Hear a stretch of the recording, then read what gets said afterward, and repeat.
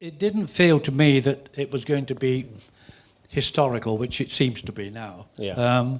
It was just, for me, a very nice job, working with old friends and, you know, people I respected. And from that point of view, it was great. It was a lovely story, a lovely part, and it all seemed to go very well. And the result, as we know, is terrific. So from that point of view, that was the end of the story, because having done that job, we all went on and did another job. You know, there was no sort of reminiscing about it. But the applause and the adulation has gone on for 40 years. People who saw it when they were children, perhaps, you know, talk about it still. And people who are revisiting it on television come and say how much they'd enjoyed it, you know. Yeah. It's lasted. It's got a hell of a good long life.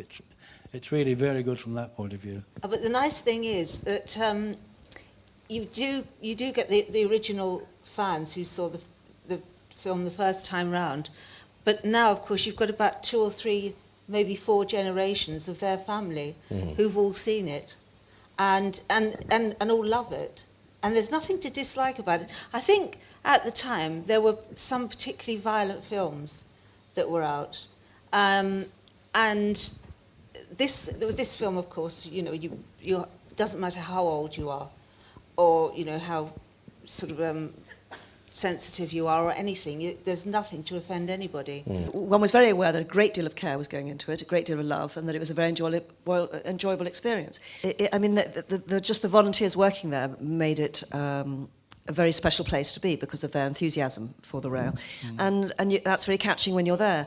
And it is just exciting to get the chance to go on the footplate and watch the engine and how it works and blow that steam whistle and all of those things. And it's just beautiful and graceful. And there's lovely carriages, the old gentleman's carriage. We were talking earlier about being on the footplate, and I then thought what it must have been like to be on the footplate going from London to Edinburgh, for instance, in the winter. It must have been a hell of a job, because you've got all that heat and hot iron in front, hot steel in front of you, that hard environment, or you put your head out, your ears freeze and fall off, you know. Absolutely a hell of a job. I can't think why children wanted to be engine drivers. I never did.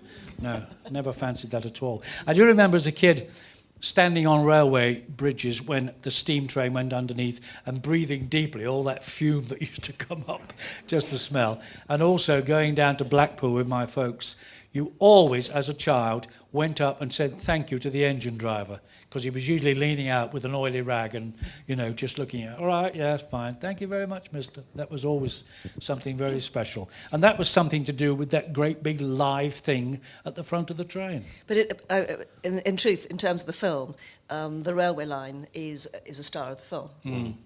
You know, a lot of children are drawn to it because of the trains. I mean, before, you know, when they don't have an idea of the language, the script and what's being told, you can have the smallest child just watch it because they're fascinated by the trains in it.